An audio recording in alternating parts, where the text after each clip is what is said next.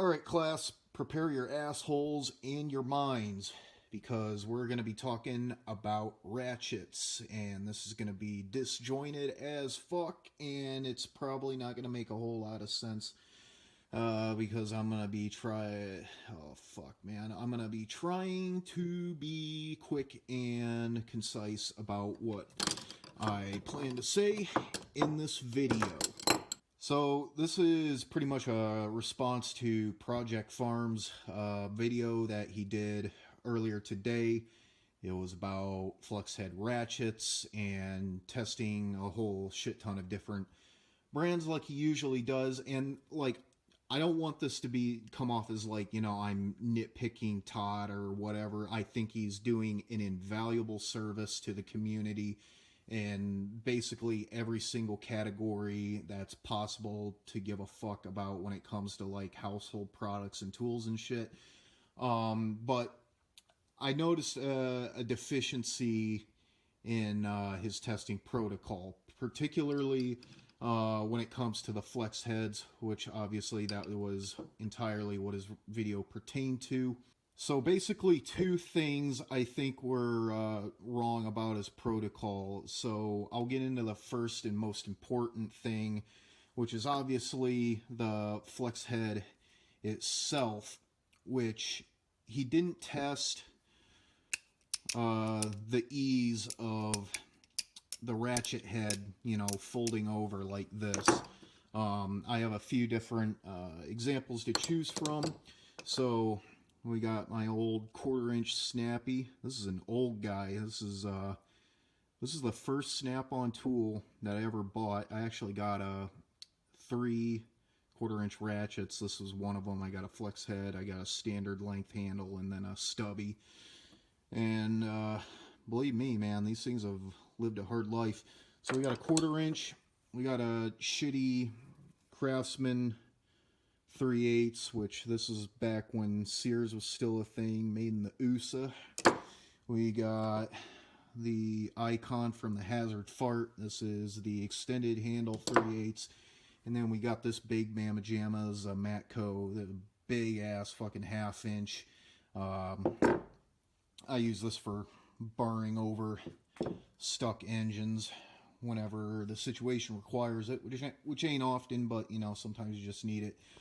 Anyway, so there are basically 3 different types of mechanisms as it pertains to flex heads. So you have the detent style, right? So there's slots cut into this joint right here, and you have you know, detent ball that interacts with them. This is a shitty mechanism. I hate it. And then we get to the worst of them all, which is just the friction, you know, fucking freeballing shit like this. You know, it doesn't seem very bad until, you know, you add, say, an extension with a deep socket on it, and it's like, okay, like I'm gonna go reach up and do, oh, okay, never mind. Like that's a severe pain in the fucking ass. And these Icons, like the straight handle, like the non-flex head Icons are actually really fucking mint. I love the Icon ratchets. This one sucks dick. It sucks fucking ass. Not a fan of their flex heads. I'm not a fan of like this friction system.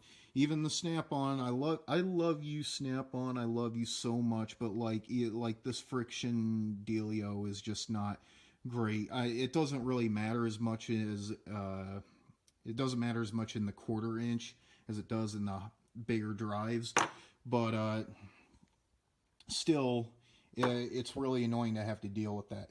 And then we get to the third and the most vastly superior of all of these, which is the locking flex, which, hang on, this is difficult to do with one hand.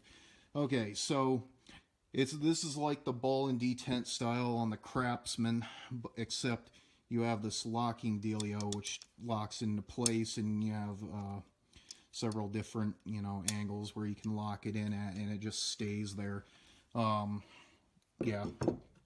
So this is obviously In my opinion, I think it's the best mechanism for doing that, because otherwise what me and old timers used to do is we would wrap the flex in electrical tape so that it would still flex enough, but it wouldn't like limp dick fucking flip around and shit. Like, that's just annoying.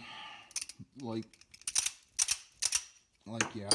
So basically, I wish he would have tested how easily the heads flex, because when you're a mechanic, and if you're a mechanic or if you wrench on shit consistently, by all means sound off down in the shit talking section. But in my experience, which is pretty extensive, you do not want this head to just free ball all over the place.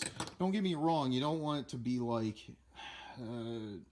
totally static, unless you go with this type of system right here, the true locking flex head. But like, if you do have to have one of these friction working things, I think it should be a hell of a lot tighter than that, because again, nothing's more annoying than that. Yeah. So this is acceptable, this is shit, and this is the real fucking gangsta shit right there.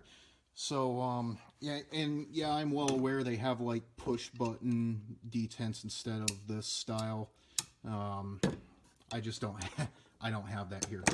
So I believe that, you know, that should have been scored or taken into consideration and scored negatively based on how easy it is to you know, turn the flex or whatever. You know, it takes X number of grams to you know, turn the head 90 degrees or whatever the fuck. The second criteria that I think really shouldn't, well, he graded this criteria, but I think he grades it incorrectly, is how much force it takes to switch the drive or to reverse it. And I think it's important to have a very positive, not like super stiff switch over, but it's definitely really important to have a very positive, tactile click whenever you're switching modes or directions or whatever. So what I have here is a shitty Cobalt that I got out of an emergency, and this thing is just, yeah, this thing's fucking garbage. There is no positive lockup whatsoever. If you accidentally brush it with your finger or your palm or like anything, because you're going to be up under the hood of something wrenching on it, and like the slightest like brush up against it causes it to do that. And if it's even slightly like out of alignment, it just fucking locks up. Yeah, this ratchet's fucking garbage. I hate it. So what you really want is a very positive lock, or a very positive detent. Like,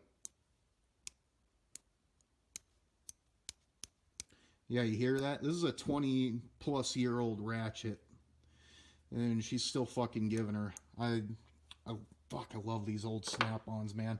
Another example is this 3/8 Matco. Well, it's a Silver Eagle, but it's made by Matco. It's basically Matco's Blue Point, right? Like, that is sexy. I don't use this ratchet a whole lot because it doesn't have a very high tooth count, but man, that is just like, it takes some force to do that, and when it locks, it locks. It's solid. Another thing, we got the Icon, which it's not the greatest, but it's not the worst. Again, I really like Icon ratchets. Like, it's very, yeah, it's not very easy to accidentally, like you're not going to accidentally do that. And then we got the Old School Craftsman, which this thing's pretty gritty. This thing's been used and abused pretty hard. Yeah, it's not very good. This is the style when they switched over to this plastic. Fuck, I don't even know what you call this thing. The reversal mechanism, I guess. Hang on, let me give you an example. So this is old school Craftsman. This is the granddaddy. So this is an old 1/2 inch. Right, so that has the steel lock up. Fucking mint. And then we get over to the gear wrench, which I love this 1/4 inch ratchet, man. Holy. It doesn't have the most positive click, right? But I can feel that it's there. And plus the ratcheting mechanism is just, oh, sex.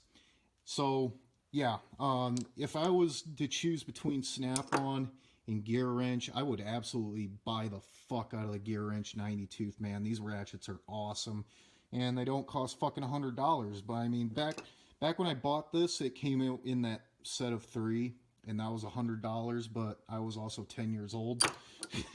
So, you know, now one of these ratchets is like fucking well over $100, but, you know, that's a disconnected fucking rant for another day. And, yeah, I love Gear Wrench's 90 tooth ratchets. I think they're awesome. They have a very compact head, and they test out for strength very well, which brings me to my last point. I don't think strength, I mean, he obviously, Project Farm, Todd obviously did the strength test just for, you know, continuity's sake, and plus it makes a interesting like finale to the video to get, you know, viewers and such.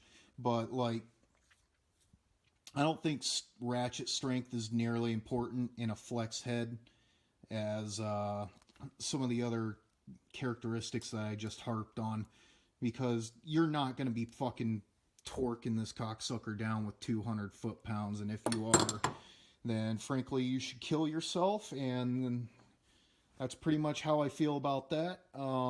Thank you for listening to my absolutely retarded fucking rant. I'm going to edit this and I'm going to put it on the internet, and people are going to laugh at me and call me stupid.